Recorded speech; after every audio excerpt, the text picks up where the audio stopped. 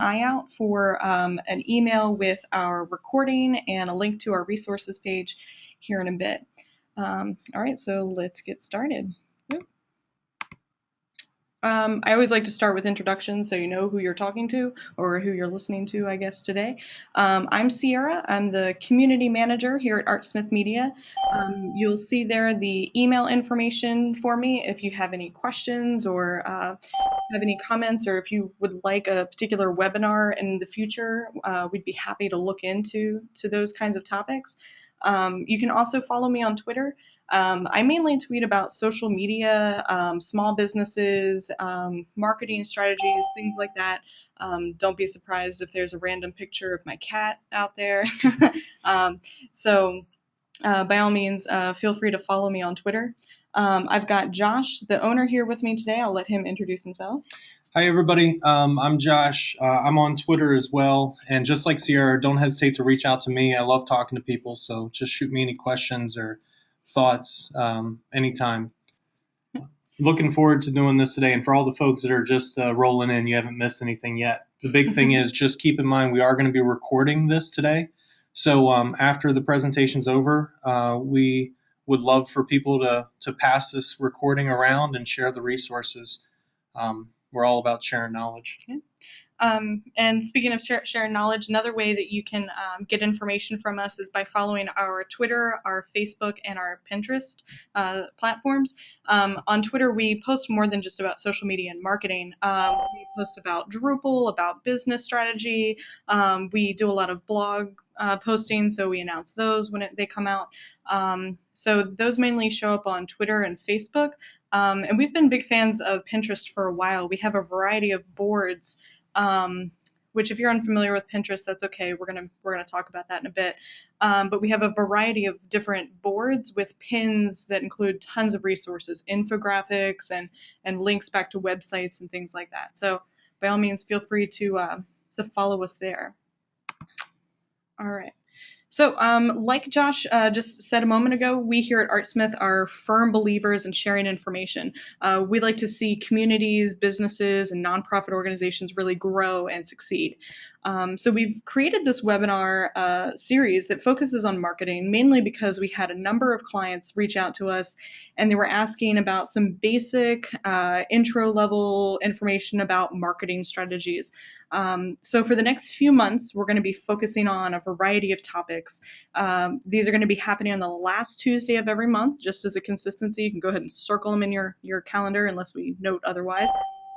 Next month, we're going to be talking about social media. This is very intro friendly to social media. So if you haven't made a Facebook page for your business, that's okay.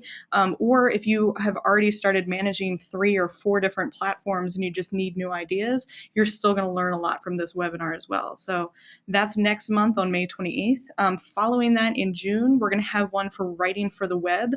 As the description was written up, writing for the web is very different than writing for your Intro to English course in college. Writing a 5-paragraph essay for your About Us page may not be the best strategy, and writing a 5,000 word a blog post probably isn't the best strategy. So we're going to be talking about some of that information, how to go about writing content for the web. You can find out about these webinars by going to our website. You can use the link there, artsmithmedia.com/webinars. But today we're going to be covering internet marketing or rather search marketing integration to be more specific. We'll be explaining what that means in more detail throughout this webinar, but the main message and the main takeaway is this. In order to effectively execute a marketing strategy in today's world, you're going to have to utilize a variety of platforms to reach a larger audience. Now, that may still sound a little too heavy or a little too deep, but I promise that this is going to make more sense as we go. And we're going to provide resources, like I said, on our website. So this integration business, this is honestly probably my favorite slide because there's a graphic there. Hopefully you guys are enjoying lunch. It is lunchtime, but there's a graphic there of some tomato soup with those wonderful letters in there. Alphabet soup. Alphabet soup, there we go, that our art director Holly Miller made for us. So Thanks, Holly, for that. Yeah, we were joking about how everything we're talking about is like alphabet soup. It's all these acronyms: SEO, SEM, SMM, and yeah, we were just having fun there with the graphics.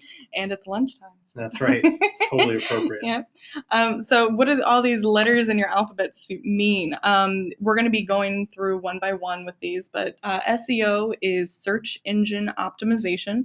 Basically, that's using keywords, page titles, content, and such to get your page ranked higher in searches with Google or Bing or what have you. SEM is search engine marketing. This is a way a marketer showcases specific products or pieces of content for the sake of search engine reporting. SMM is social media marketing. This is the Facebook, the Twitter, the Pinterest. There's YouTube, Foursquare, LinkedIn, Google Plus, Tumblr, Vine. It just keeps going on and on. So there's a social media marketing that we'll be covering. We're also going to have, like I said, a webinar kind of focusing on that. Content marketing is the website content creation. This is the blogs, the white papers, ebooks, podcasts, even webinars like this. And then there's CRM. This is something that I think Josh knows more than me about, the customer relationship management. Oops, I missed one. There we go. Customer relationship management, it helps nurture and develop relationships between your existing customers and your business. And then finally, we have EM. It's email marketing. You can have newsletters that are focused on sales, or you can have emails and newsletters that are focused on content or news with your business. So, or you could do both. We're going to have a webinar on that in a few months as well. And then all of these together end up creating SMI, the search marketing integration. And so it's the summation of all these different things, creating that, and this is your alphabet soup of marketing lingo. All right, I'm going to hand it over to Josh, and he's going to talk to you guys about search engine optimization. This is the first letter, the SEO. Yeah, so we're going to dive into SEO here. And before I dive into that, though, I really want to just follow up with what Sierra's saying.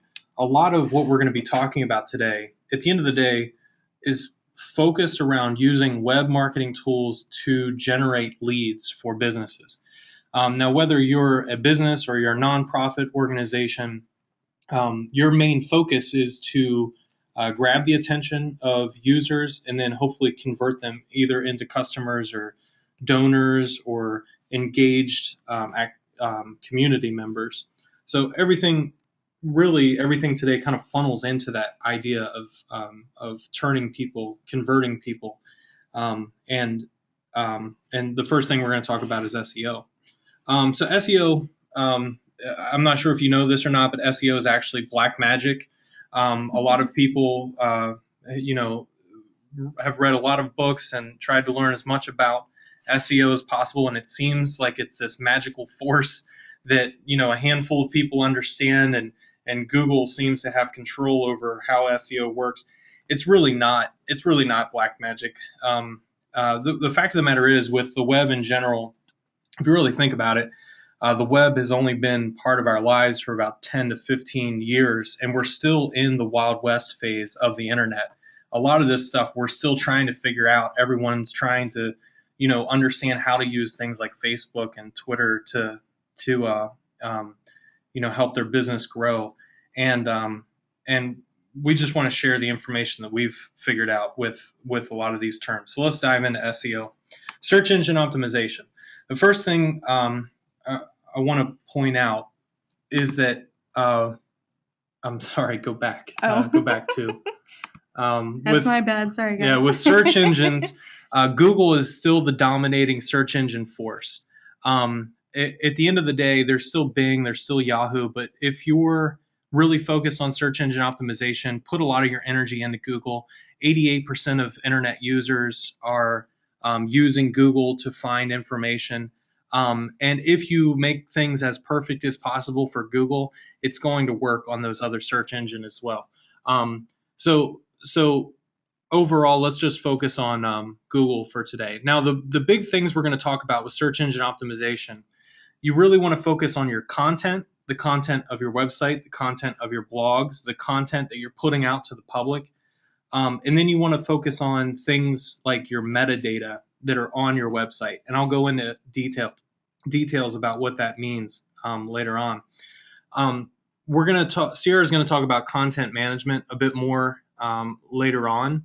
But the big thing here to keep in mind is if you're putting together quality content that people really appreciate and really want to share with other people, then you're working in the direction of making your site search engine friendly. At the end of the day, Google really wants people to just be genuine and offer information on their websites. And if you're attempting to fill your websites with keywords and you're using a lot of kind of not so I don't know, user-friendly initiatives to get people onto your site, Google is going to pick up on that and you're going to get blacklisted.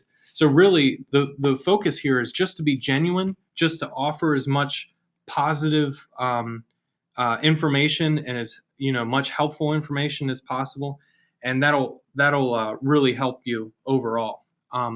But let's also talk about the metadata. So the metadata is the information that's on the back of your website. And what I mean by that is all of the code that makes up your website includes in the header metadata. Now, in order to see this metadata, you can go to your website, you can go to any website, and you can right-click on the screen of your site and then choose View Page Source.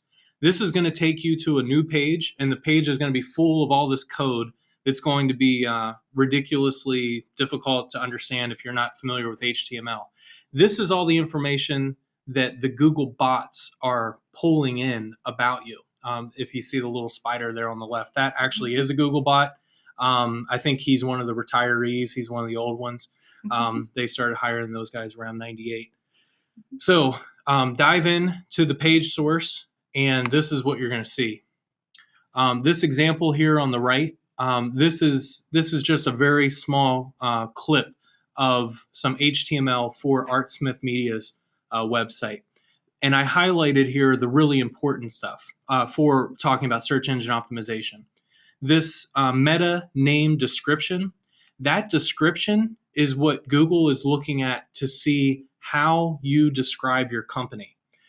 This is also the information, if you look at the bottom, it's the same information that shows up on a Google search result. So that's really important. If you go in and just fill this with keywords, that's not going to help you at all.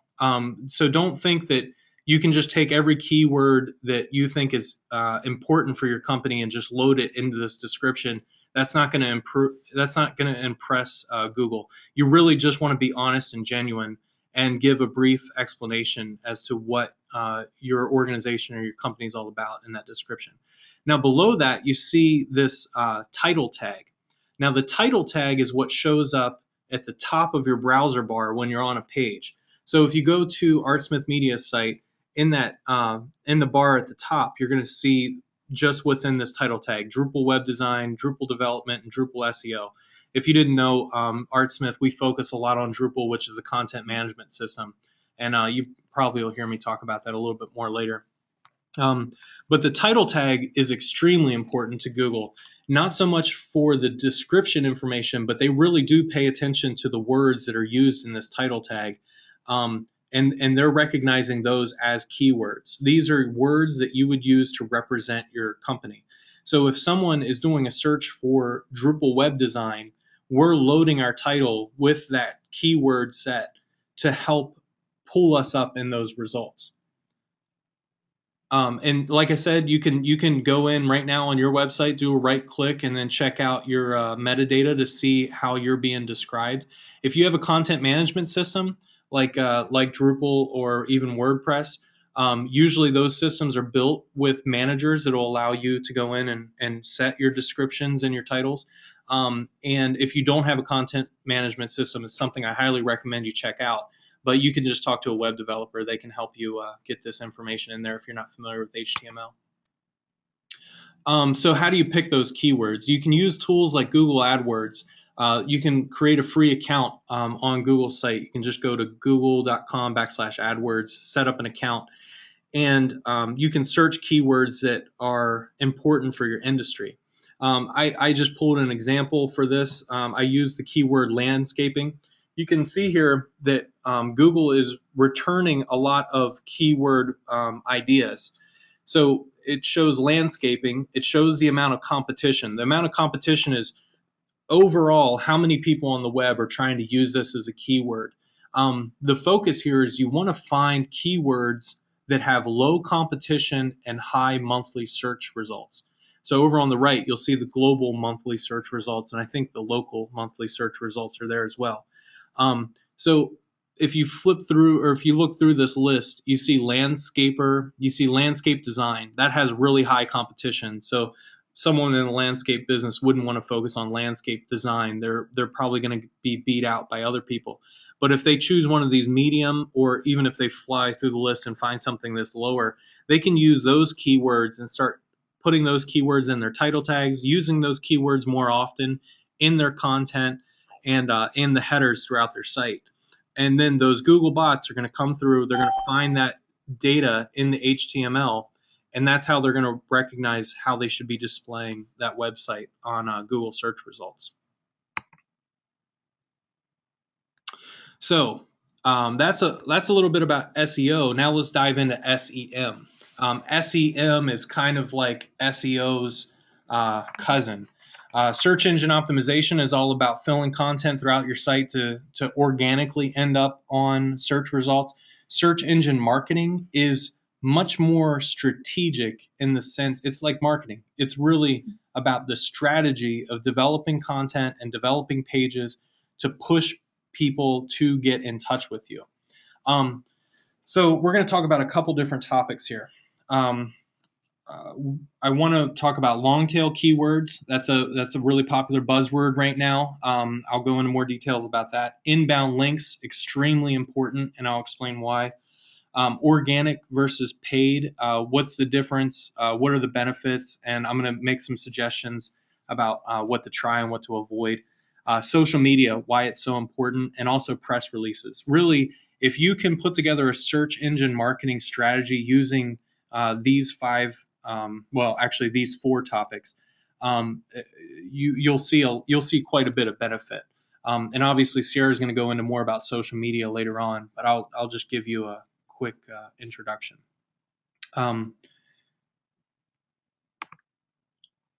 So let's talk quick about paid versus organic. This may be something you're already familiar with. Paid Google results are the results that show up at the top of Google searches in that orange bar, and also in the right sidebar. And what that means is that someone, say from this landscape company, Chesapeake Landscaping Contractors, they're paying for the keywords landscape company. So they're actually paying Google a certain amount of money to be able to show up in that ad area when somebody does a search for landscape company. And usually what they're doing is they're paying, let's say, $4 for every time someone clicks on their link. This is a strategy that sounds really great, but in practice, it can be much more difficult and much more expensive than it's worth, especially in the beginning of your search engine marketing efforts. Down below, you see all the organic results. They're the results that are showing up based on everything I was talking about with SEO. Organic really, number one, organic results seem more trustworthy to users. And in addition to that, there's a lot of thinking that needs to go into the paid Google AdWords. And I guess I'm saying all this because I've seen a lot of people spend a lot of money on AdWords campaigns and not see a lot of results. So the focus today, my suggestion would be take all this information that we're offering and see how you can use that. And then once you're successful with all of these things, then you can start considering spending money on AdWords campaigns. If it is something you want to test out, we actually do have a relationship with Google. We're part of their Google Engage program. And if it's something you're interested in, contact us because we can put you in direct touch with Google and they'll work with you for a month to put together a successful campaign. And a lot of those headaches that I was explaining, Google will make sure that you're in good shape. So I'm only going to focus on organic. Let's not talk about paid today. I'm going to jump to the next slide here. So one of the most important things that you can focus on are inbound links. What exactly are inbound links? You can see in the graphic there, inbound links are other websites that are pointing to your website. The idea is that if blogs and articles and publications and other people's websites are pointing to you, that must mean that you're popular or you offer great resources or you're offering really important information. If Google sees that all these people are pointing to you, they're going to recognize how popular you are. And over time, that's going to slowly start moving you up the search engine ranks. Now, that sounds a little bit like SEO, which is very true. But the search engine marketing part is to make sure that the links themselves, instead of just saying the name of your company.com or the name of your company, the idea is to get keywords, going back to that keyword research, get keywords and have those be your links. So if someone is writing a blog article about landscaping and they say, I have a relationship with a great landscaping company, and landscaping company is a link to a landscaping website, that's going to be more important to Google than just saying, Landscaping Brothers LLC, and that being the link. It impresses Google that people are being pushed to your website as a resource or for information. Now, the one thing you do not want is you don't want your links showing up on sites that have absolutely nothing to do with your brand. So say, for instance, the Artsmith Media, we're a web agency. If we have a bunch of links on, like Bob's Pretzel Shop, and like on an auto mechanics website and maybe a blog engine about high heels, that has absolutely nothing to do with web agency work. And Google's going to pick up on that. If you have thousands of those, Google's going to think that you paid someone to go load up links throughout other websites. You want to avoid that because that'll actually get you blacklisted. We have definitely met clients that have hired SEO firms in the past that used to do this when it was successful, and they saw these great results. They were on the first page of Google all the time. When Google realized what they were doing, they were suddenly on the 40th page of Google results. And it took 6 months to get them back into the top 10 page results. So this is definitely this is definitely something that you want to avoid. Now, long tail keywords. This is something I brought up earlier. This is a really hot topic right now. Long tail keywords focus on the way that real people search in search engines. And you can see this example here with the phrases about shoes. Let's just think about the psychology of how people think. If you go onto Google and you just search for shoes, you may just be interested in browsing. It's kind of like your window shopping. If you search for something like men's shoes, you're at least narrowing down what it is that you're looking for. If you go and search for red Nike men's running shoes, you know exactly what you're looking for. And chances are a person that's putting in that thorough of a search, they probably have their credit card out and they're ready to buy those red Nikes. So long tail keywords are focusing on not just terms, but actual sentences or phrases that revolve around what someone might be using to find you. So the concept here is to not just focus on keyword terms, but focus on phrases. And there's tools in our resources. I'm going to share a handful of tools online that will help you figure out those terms. But the big one, just use Google AdWords. They have a tool called Suggest, and it'll show you a lot of long tail options that you can use. All right. And then we're going to talk about social media. Sierra's going to go into more about this. This goes back to popularity. The more your information is being shared in social media, again, the more popular you seem to Google and the higher you're going to end up in your results. The idea is if you're posting a blog article and that blog article is very educational and is very important and friends are sharing it with other friends, and it's being passed around quite a bit, Google's going to, they're going to recognize you as the cool guy, and they're going to want to hang out with you, and they're going to boost your results up. So you want to incorporate as many of these, add these tools into your website or onto your blog, so that people can easily share your information. This is also why you want people on your Facebook pages and following you on Twitter, so that they're sharing and retweeting posts that you've made. Sierra's going to go into more information about this in a bit.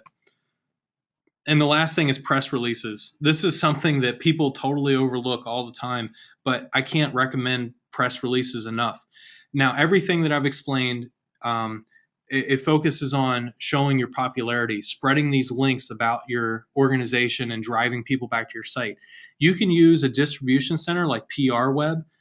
You can pay $80. You write up a press release and you send it out. PR Web is going to distribute it literally to thousands of other websites and resources.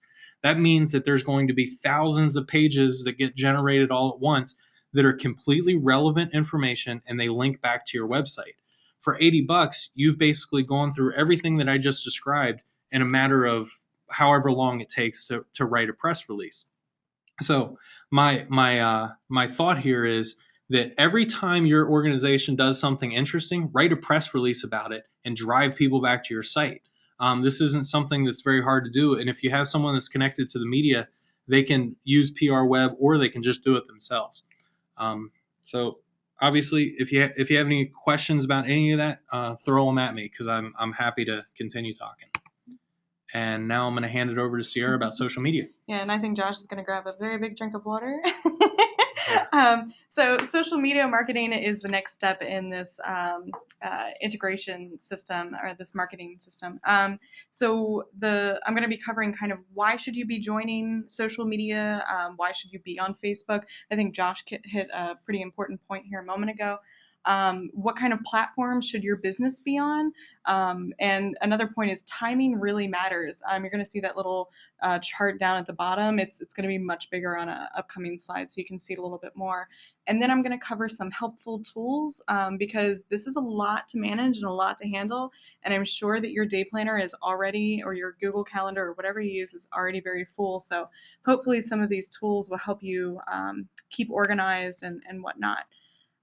So first step is, why should your company or your business join these social media platforms? There's three key reasons: is because of search, reach, and branding and identity.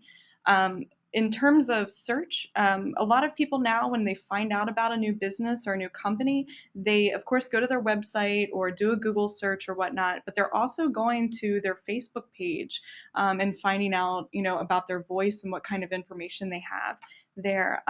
There's a stat that says more than a third of U.S. small to medium-sized businesses say that they've actually been found online by clients because of social media. So searches, people are gravitating to social media for search now as well. But keep in mind, you see the little negative and positive there, that whenever people search for you, it might not all be sunshine and rainbows. They may have a negative review. And sadly, over 45% of social media users say that they are more than willing to share a negative review of either a business or some kind of experience with a brick and mortar. So there are going to be plenty of negative reviews as well. And sadly, there's not as many people who are willing to post positive reviews. I mean, it's still more than a third, but only 38% are posting positive customer experiences. The advice that I have for that is to, once you set up your social media platforms, constantly be listening to what your customers have to say. So if they are posting negative reviews, respond to them and ask them how you can help. If they're posting positive reviews, thank them for their positive review, and encourage others to share reviews like this. The search isn't just limited to Facebook or Twitter, though. Pinterest is a major platform. Probably a little bit more than a year ago, it came out, and it became incredibly popular. If you're unfamiliar with Pinterest, think of it as kind of that virtual corkboard where people can use pins, like those push pins, to pin things that they're interested in on a variety of these corkboards. So this platform is really great for researching products. And fun fact about products on social media or on Pinterest, they say that pins that have a dollar sign attached to it. So your salsa is 225. Putting or 445 or however awesome your salsa is. So putting a price tag with your product on Pinterest will actually get you more repins, and which is more people sharing your content. So very important for search. Reach is the next point why you should be joining the social media. You want to reach out just to your customers now, but by reaching out to them, you're also going to reach to their friends and their followers. Social media users have reported that they're influenced by a variety of variables, which you can see on the chart on the far right there. Their friends, either on person or online, as well as brands and companies.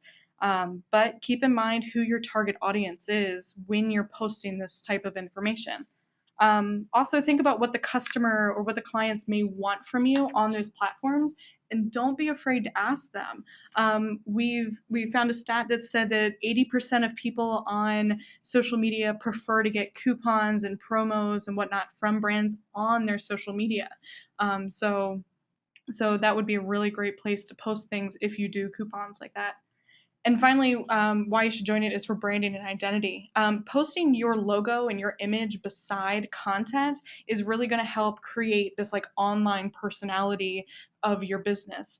So you can show that maybe you're the superhero company that swoops in and saves the day by providing solutions to people in times of need. Or maybe you're the humorous jokester company that cracks jokes and shares fun content. There's always those like, TGIF things, and sadly today's what, Tuesday? Mm-hmm. Yeah, so so there's the humorous companies, and one I think that we typically try and focus on is educating. Like I said, we're big fans of educating the community around us. So you could be the educator posting content to teach and train your audience. So whatever you focus on, your brand, your identity, your company personality, essentially, can be highlighted on these social media platforms. All right, so which platforms? This is a very popular question. Like, oh, I've finally convinced you. You definitely should be joining. And then, okay, which one should I join? And there's so many of them that this can be a really difficult question. But really, what it relates back to is what industry you're in.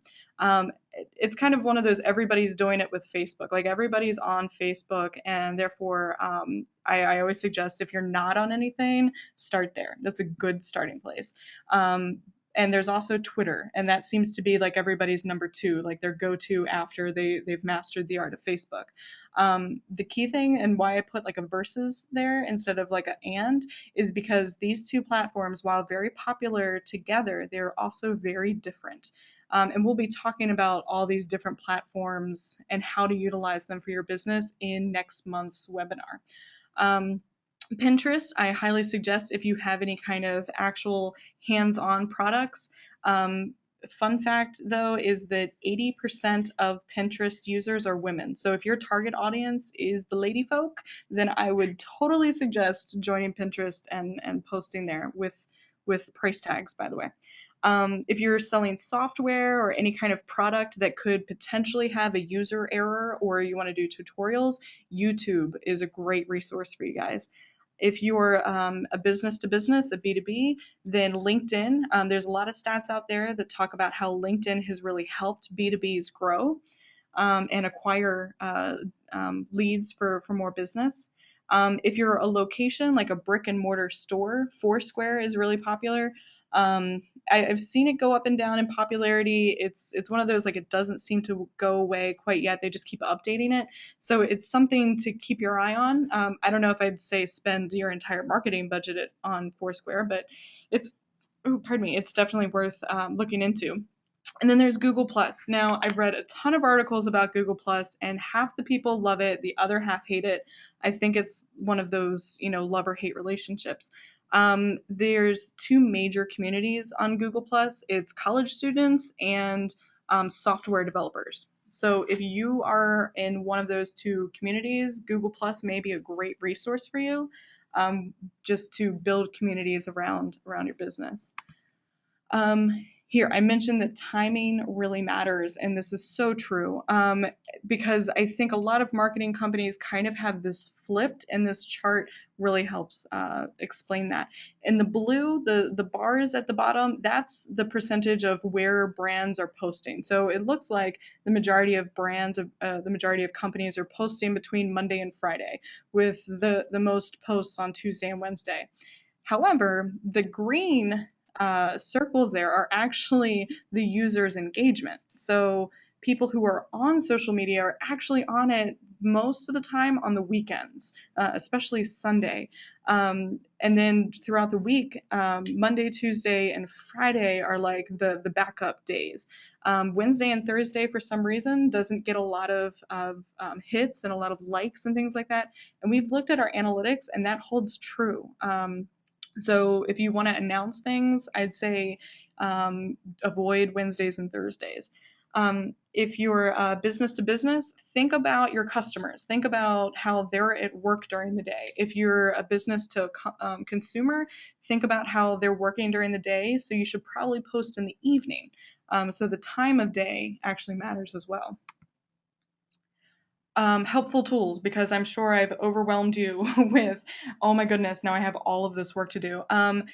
I always help, or I always suggest to create some kind of schedule for your posts. So Monday is going to be, such and such day. Tuesday, we're going to be focusing on another topic, and Wednesday, and so on. So a schedule for your posts is really helpful, just to kind of keep a focus on what your content is about.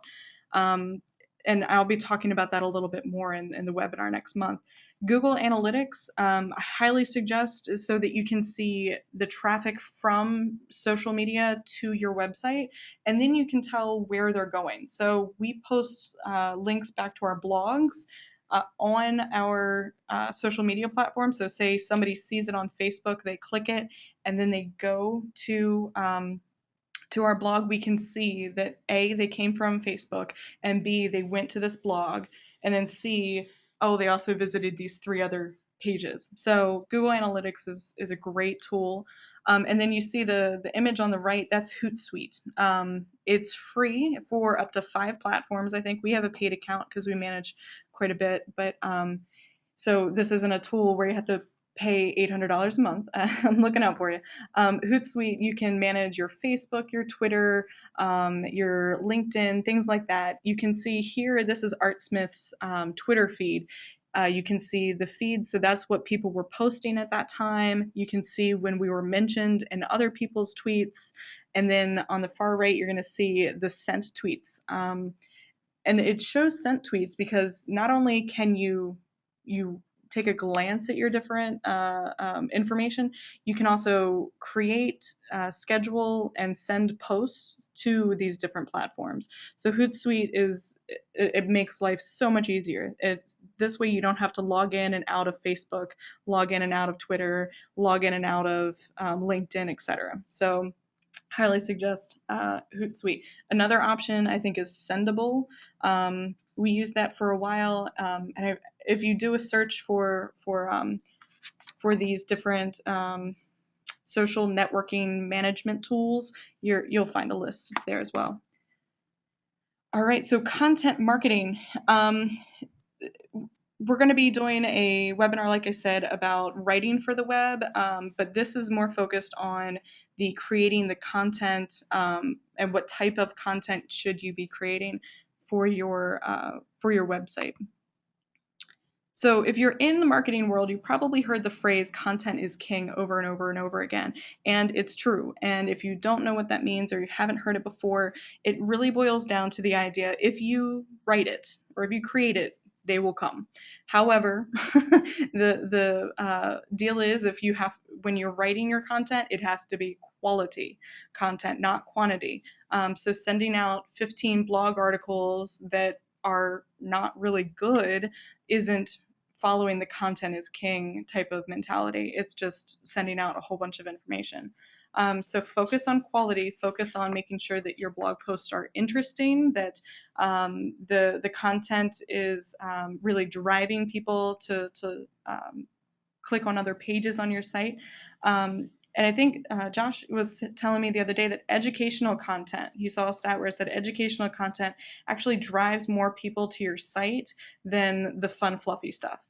So if you want to do a top 10 tips on how to do this, or 5 ways to prepare for an interview, or something that's educational and informative, that's going to drive more people to your website.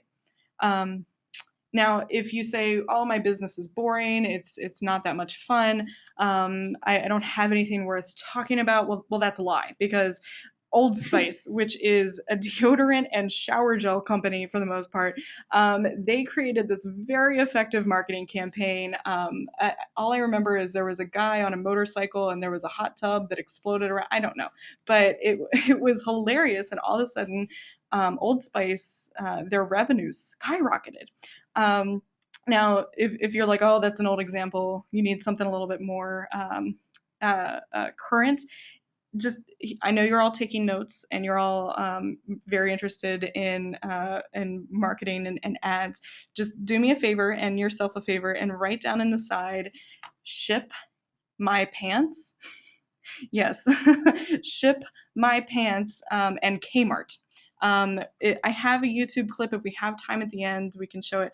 But it's ship my pants, and it's an entire commercial that's about shipping things from the store to the home or from the warehouse to the home.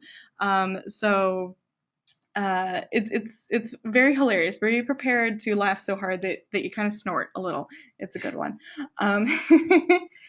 Um, oh, and the chart there on the side is just saying how much a company or the average business is using of their budget to create content marketing. The average being 26, but if you're a smaller company, that jumps up to 34%, which is quite impactful. Um, and then I've talked about blogging a little bit, and I think blogging is a great way for people to put content out there.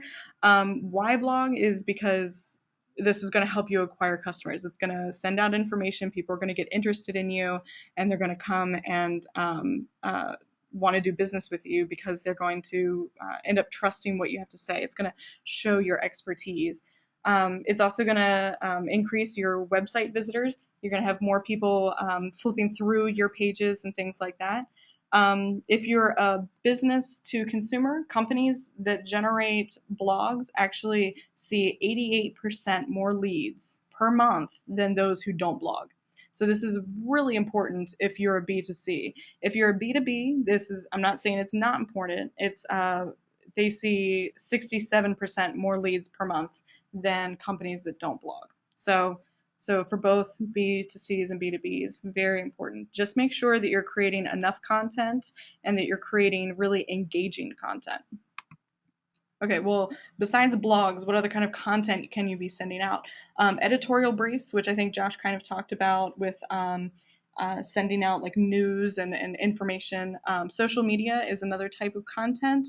Um, let's see, the tweets and the Facebook posts, all of that is actually considered content. You have to think about sending all that out.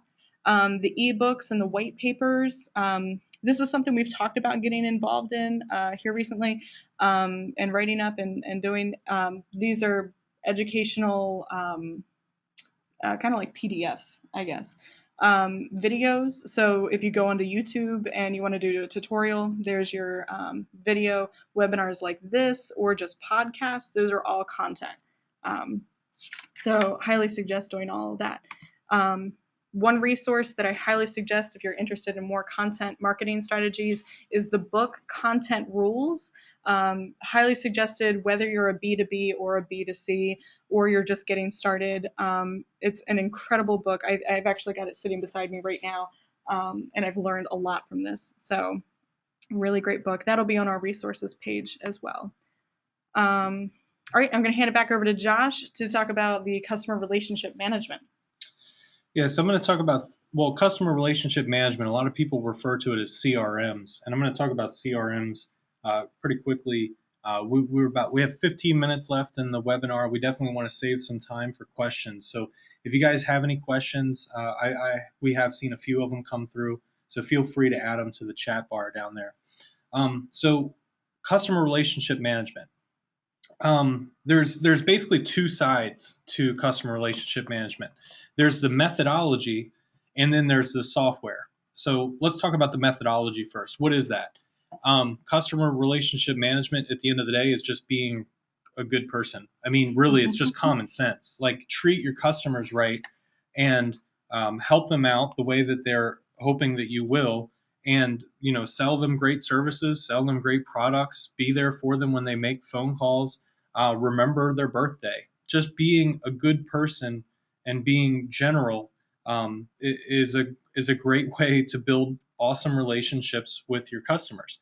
Managing those relationships, let's just talk about it in general terms, is doing things like remembering their birthday and shooting them an email, the day of their birthday or around it, just letting them know that you're thinking about them outside of a business sense, outside of a what can I sell you next. The software is a CRM software that's used to manage those relationships. So if you're a salesperson, there's a good chance that you may have, tens or hundreds, or I hope not, but maybe thousands of people that you have to manage, those different customers. And customer relationship software um, can help you manage the engagement and the interactions that you have with your customers. So a good example, using the birthday again, if you have John Smith as one of your customers and you find out his birthday is May 1st, you can put that into your CRM software. And then right around May 1st, you'll get a highlight or an email or an alert saying, hey, reach out to John Smith, shoot him an email or make a phone call. And what you're doing there is you're being reminded to gently touch your constituents. Now, why is this all important? Because customer engagement, really, at the end of the day, we've been talking about lead generation and customer engagement, basically filling people's heads with the information that sharing your content. If you can track your interactions with your customers and you can keep all this in a CRM platform, this is going to allow you to see the analytics and see the data of how you and your company are interacting with the people that you do business with. I heard this statement recently that data is the new oil, and at the end of the day, people are really interested in looking at data and analytics about their companies and about their growth and about their customers. And with CRM platforms, you're able to basically hold on to that 360-degree understanding of your customers. Now, at the end of the day, we could have an entire hour-long conversation about CRMs and how they can be properly used. So I'm not going to go into a whole lot of detail. The one thing that I will say, though, is that the return on investment for CRMs is very strong, but it takes a long time to get there. I like to think of it as a savings account.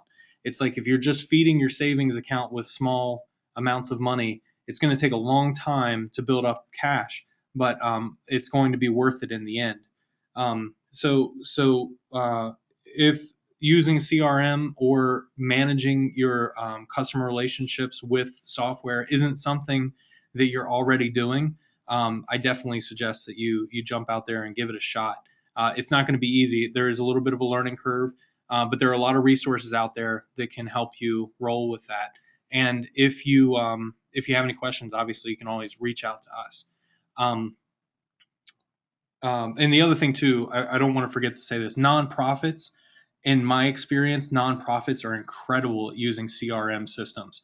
If you think about it, nonprofits exist because of their donors and the people that attend their events. So if they're not managing those relationships, then everything's just going to fall apart. Some of the platforms you can look at Salesforce and you can look at Highrise.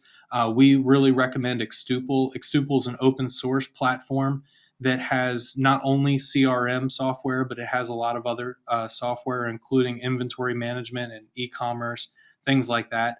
Not only do we use Extuple's platform, but we actually know the folks there, and everyone there is really genuine, and they're great when it comes to their customer relationships. Um, so we've had a great time working with them. Okay, and the last thing that we're going to talk about today is email marketing.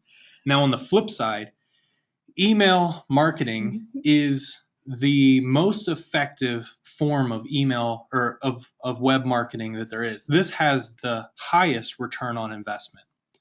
So at the end of the day, if all of this stuff that Sierra and I are telling you about today, if you walk away and you only do email marketing moving forward, then you're going to be doing yourself a great benefit. Um, I would jump in and say that email marketing is the beginning and the foundation for building up customer relationship management. I think that it's a great start in learning how to talk to your customers in a social way that can grow into social media and things like that.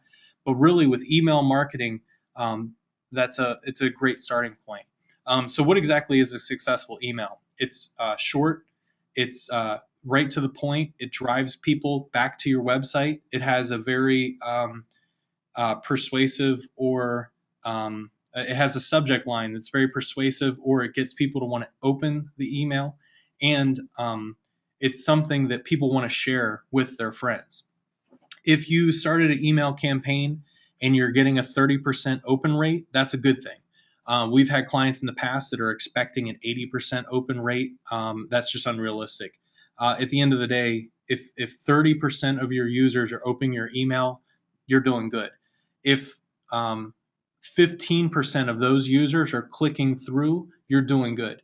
If you can get to 20% click throughs, that's really great.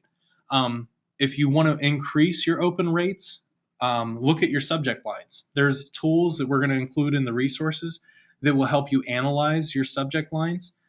You want to think about how subject lines show up in email clients. And you also want to think about the fact that there are over 60 different email clients that people use: Hotmail, Gmail, Outlook, Yahoo, all these different platforms. And you really have to think about how your emails are going to show up in those platforms.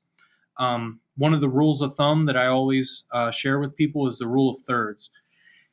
Really good newsletters have 3 stories, 3 images, and 3 strong headlines. People open those emails, they find something that intrigues them, and they click on it. If you are writing an email that's extremely long, like Sierra said earlier, 5,000 characters, unfortunately, people are not going to read it, and you're not going to see a lot of click-through rates. Really grab their attention. I mean, this is like the MTV generation. We really want to grab their attention quickly. The last thing, someone's saying, can you repeat the rule of thirds? Rule of thirds: 3 stories, 3 headlines with great enticing headlines, and 3 images. So if you send out a newsletter, the idea is to give maybe 3 stories, maybe a news topic about your organization, maybe a recent project that you just launched, or maybe the third item could be event photos, or maybe a product or something like that. So you have 3 articles of information. Each of them are separate links off to your website. The last thing to talk about is ICANN compliance. ICANN is a nonprofit organization that regulates how email communication happens, and they work. Actually, the federal government gives them not authority; they can't really do anything to you, but the federal government recognizes that ICANN has done a great job of outlining like criteria for how email communication should be happening. So when you get a lot of spam, the reason that your spam is ending up in your spam box, hopefully, is because those people are breaking a lot of ICANN compliance info. So if we're going to share this in the resources, if you can go to the ICANN compliance website, you can read up on all the things you need to do. A couple things like putting an unsubscribe button in the footer of your emails. You have to do that. You have to put the name of your company in the footer. You have to put your address in the footer. You want to do things like avoid using caps in your subject line, and you want to avoid words like free. There's nothing against compliance with using words like free. It's just that those things will push you in the spammy area, and could end up getting your domain blacklisted.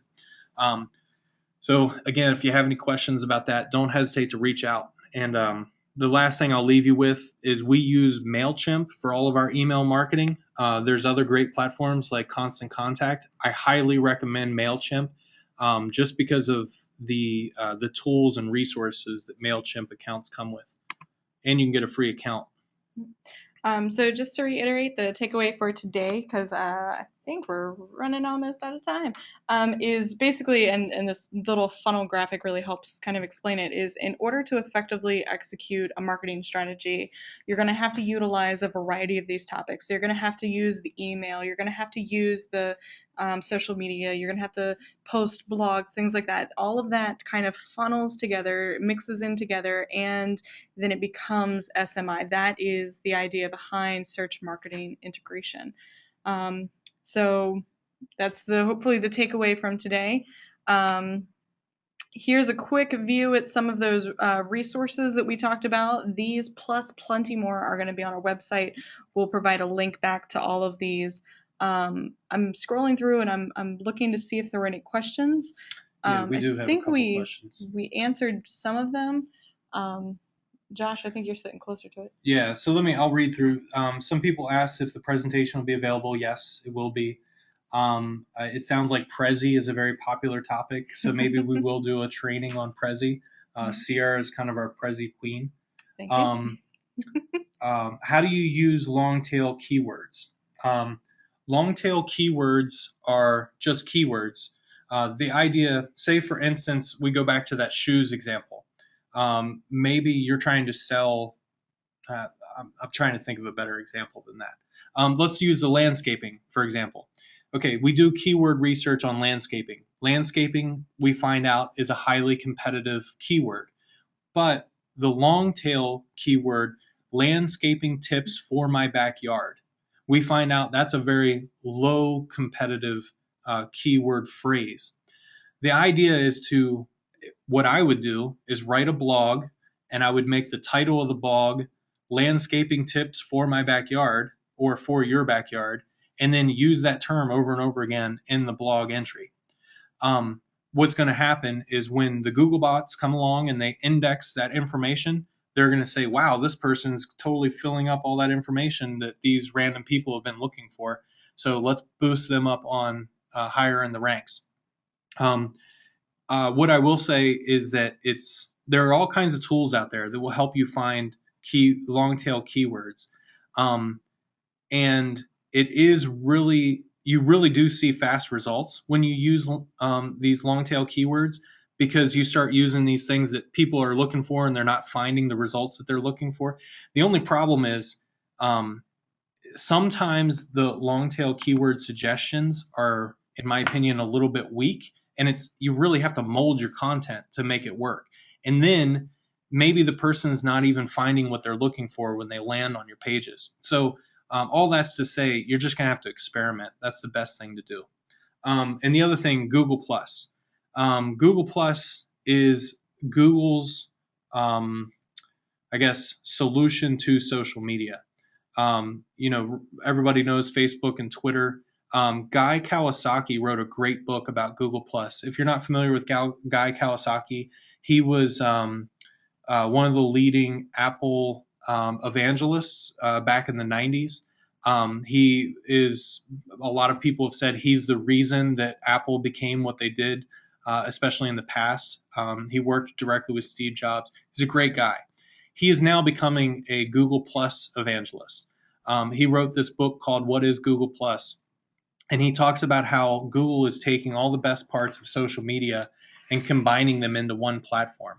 The nice thing too with Google Plus is that it integrates with your Google account, and your Google account is tracking, whether you know this or not, or like it or not, Google is pretty much tracking everything that you do on the internet. And they're paying attention to the sites you go to. They're paying attention to what you search for. They're paying attention to your shopping habits. They're paying attention to everything. And if Google has all of that information, that's like the biggest CRM in the world. So being on a social media platform that is integrated with a, I guess, knowledgement system about buyers and consumers and about business people online, is very important. And that's what Guy Kawasaki talks about in his book. He actually thinks that Twitter and Facebook are eventually going to fade away, and Google Plus is going to dominate. I personally am not convinced of that quite yet. I think that it hasn't really hit its tipping point yet, but it's there is a growing community in Google Plus, and obviously Google knows what they're doing, so maybe something great will come of it. Missy's comments just making me giggle. um, yeah, Alicia, that's correct. It's personalizing your social networks. That's a shorter way of putting it. Thanks everybody for attending today. I think this is a really good kickoff to our webinar series focusing on marketing. Like I said, if you have any questions, our website is there. You can go maybe read some of our blogs. You can also email Josh or I. And I think our contact, you can just email us through contact us there. We'll get the email from info@artsmith. So thanks again for coming out and for listening in. And hopefully we'll be seeing some of you guys next month for the social media webinar. Have a great day. Thanks, everybody. Bye, guys.